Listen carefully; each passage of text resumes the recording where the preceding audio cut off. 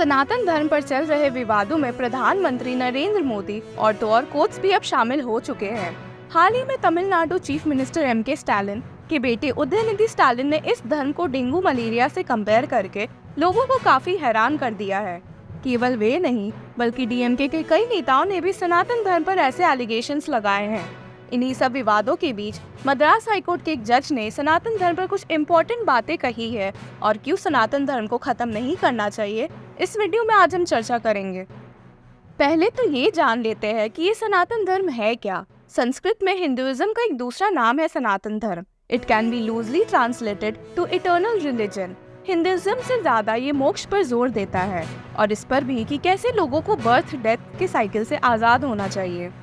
आपको बता दें कि उदयनिधि स्टालिन ने पिछले हफ्ते में सनातन धर्म को इक्वलिटी और तो और सोशल जस्टिस के खिलाफ बताया था। He said, I believe, like the spread of diseases like COVID-19, dengue and malaria by mosquitoes, that Sanatan Dharma is responsible for many social evils. और तो और आपको सुनकर बेहद हैरानी भी होगी कि डीएमके मिनिस्टर ए राजा ने तो स्टालिन के इन कमेंट्स को बहुत सॉफ्ट बताया है और सनातन धर्म को एचआईवी से कंपेयर किया है। He said, to be honest, leprosy was seen as disgusting and so was HIV. So, we need to see this as a disease ridden with social plights like HIV and leprosy. ए राजा ने ये भी कहा कि वे इस मामले में किसी से भी बहस करने के लिए तैयार है और अगर प्रधानमंत्री मोदी इजाजत दे तो वे उनके कैबिनेट मिनिस्टर्स को भी सनातन धर्म का असली मतलब समझा देंगे। आपको ये भी बता दें कि एम.के. स्टालिन ने अपने बेटे की साइड लेकर कहा है कि बीजेपी ऐसे मुद्दों को उठा के असली टॉपिक से ध्यान भटकाने की कोशिश करती है। हालांकि उन्होंने डीएमके लीडर्स को एंटी सनातन धर्म कमेंट्स पास करने से मना किया है। आपको ये भी बता दें कि प्राइम मिनिस्टर नरेंद्र मोदी ने अपने कैबिनेट मिनिस्टर्स को उदयनिधि स्टालिन के एलिगेशंस के खिलाफ एक प्रॉपर स्टेटमेंट पास करने को भी बोला है। Single judge, Justice N. Sheshasai, was listening to a different matter on which he made the remarks about the Sanatan Dharma. The court was hearing a petition filed by one Elangovan, जिसमें एक local government arts college के उस circular को challenge किया गया था जिसमें students से उनके thoughts on the topic opposition to Sanatan पर शेयर करने को कहा गया था। It was on the birth anniversary of former Tamil Nadu Chief Minister and DMK party founder C.N. Annadurai.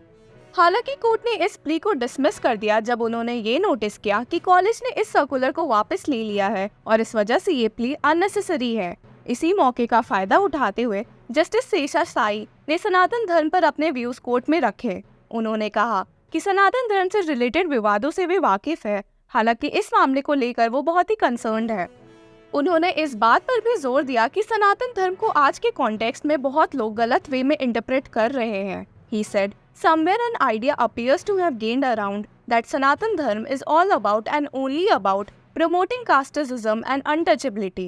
Untouchability in a country of equal citizens cannot be tolerated, and even if it is seen as permitted somewhere within the principles of Sanatan Dharma, it still cannot have a space to stay.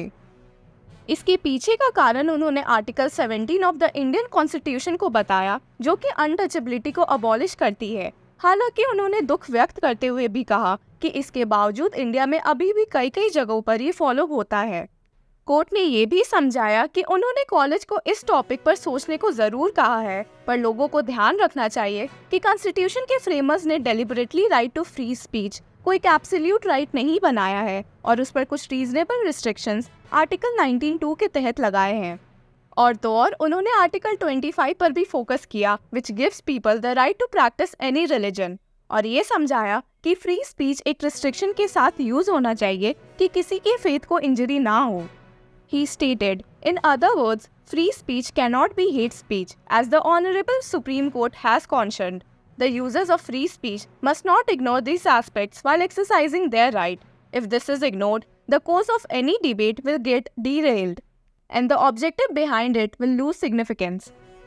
Court ने ये भी कहा कि एक proper environment में अगर free speech appropriate तरीके से फॉलो किया जाए तो सबके लिए ही अच्छा रहेगा। The court also said it would be appreciable if free speech encourages dispassionate and healthy public debates and help the society to move forward along the lines which the Constitution envisages. अपनी बात को आगे रखते हुए justice शेषासाई ने ये भी समझाया कि सनातन धर्म एक सेट ऑफ ड्यूटीज है और एक स्पेसिफिक रिलीजन या लिटरेचर से डिराइव नहीं होता है और जिसमें से एक हिंदुइज्म भी सोर्स है। He said, It includes the duty to the nation, duty to the king, king's duty to his people, duty to one's parent and gurus, care for the poor, and a whole lot of other duties. If the topic chosen by the impugned circular is now tested on the plane of these duties, it would then mean that all these duties are liable to be destroyed. उन्होंने इस बात पर भी आश्चर्य व्यक्त किया कि क्या एक सिटीजन अपने कंट्री के लिए लाइबल नहीं है या उससे रिलेटेड उसके पास कोई ड्यूटीज नहीं है, और ऐसा है तो ये सब ड्यूटीज हटानी क्यों चाहिए. The court added, should not a citizen love his country? Is he not under a duty to serve his nation? Should not the parents be cared with genuine concern for what is going around? This court could not help pondering over it.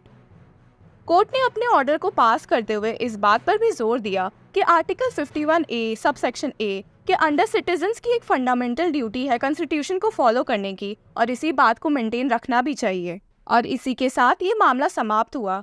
सनातन धर्म को लेकर conflicts और विवाद बहुत ही बढ़ते जा रहे हैं. एथनिक और रिलीजियस कॉन्फ्लिक्ट्स इंडिया में बहुत ही प्रेसिंग मैटर बन चुकी है.